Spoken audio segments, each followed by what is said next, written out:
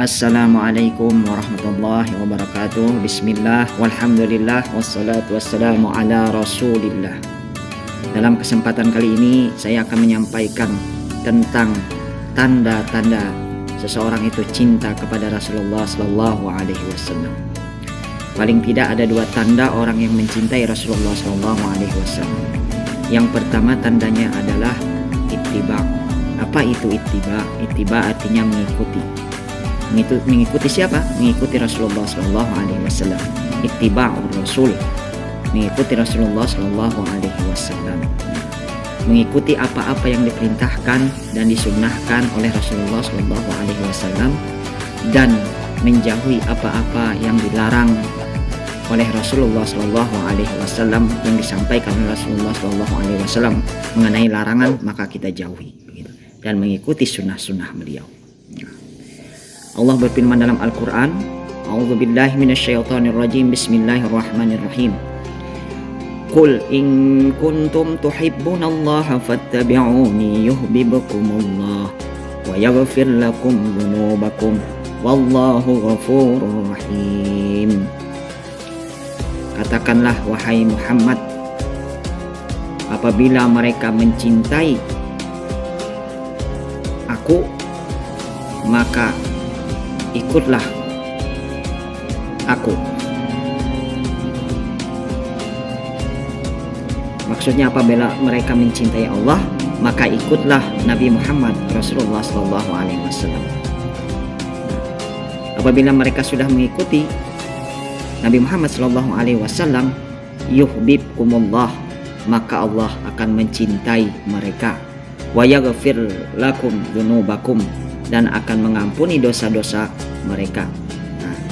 Wallahu ghafurur rahim, dan Allah Maha Pengampun lagi Maha Penyayang. Dalam ayat ini dijelaskan bahwasanya orang yang mengikuti Rasulullah Sallallahu Alaihi Wasallam niscaya dia akan mendapatkan cinta dari Allah Subhanahu wa taala dan ampunan dosa-dosanya oleh Allah Subhanahu wa taala, dan mendapatkan kasih sayang oleh Allah dari Allah Subhanahu wa taala. Jadi kalau orang sudah cinta kepada Rasul, maka dia mengikuti Rasul, otomatis dia akan mendapatkan tiga keutamaan, tiga kemuliaan. Yang pertama apa? Dicintai oleh Allah Subhanahu wa taala. Yang kedua apa? Diampuni dosa-dosanya oleh Allah Subhanahu wa taala. Dan yang ketiga, mendapatkan kasih sayang dari Allah oleh Allah Subhanahu wa taala. Mendapatkan tiga ini. Orang yang kalau sudah jatuh cinta, pasti dia akan mengikuti apa yang diperintahkan oleh orang yang ia cintai. Itu sudah rumusnya. Kita bisa analogikan orang yang mencintai itu, maka dia pasti akan mengikuti apa yang diperintahkan oleh yang ia cintai. Contoh begini. Apabila ada seorang laki-laki ingin atau cinta kepada seorang perempuan, maka dia akan merubah sikapnya, merubah perilakunya, merubah gayanya. Kemudian apa yang dimintai oleh perempuan itu ia laksanakan, ia lakukan.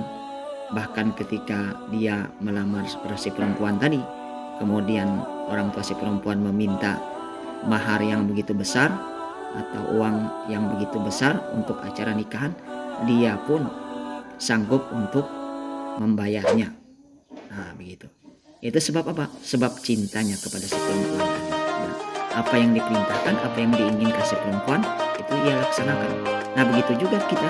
Kalau kita cinta kepada Rasulullah, maka apa yang Rasulullah perintahkan kepada kita, apa yang dilarang kepada kita, yang diperintahkan Rasulullah kita ikuti, yang dilarang oleh Rasulullah Sallallahu Alaihi Wasallam kita jauhi. Itu menandakan kita itu sudah cinta kepada Rasulullah Sallallahu Alaihi Wasallam.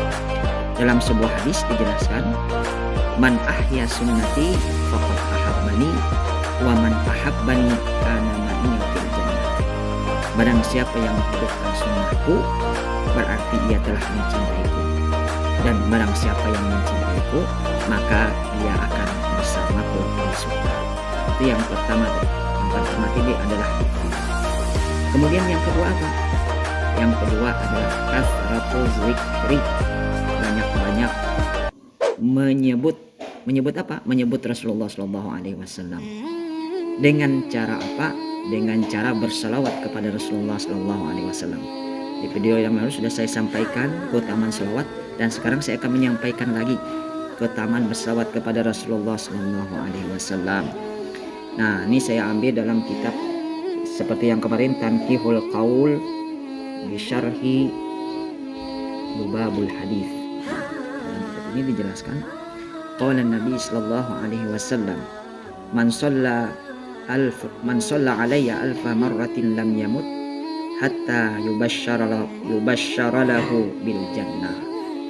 Barang siapa yang berselawat kepadaku 1000 kali, maka dia tidak akan mati sampai atau sebelum ditampakkan tempatnya di surganya Allah Subhanahu wa taala.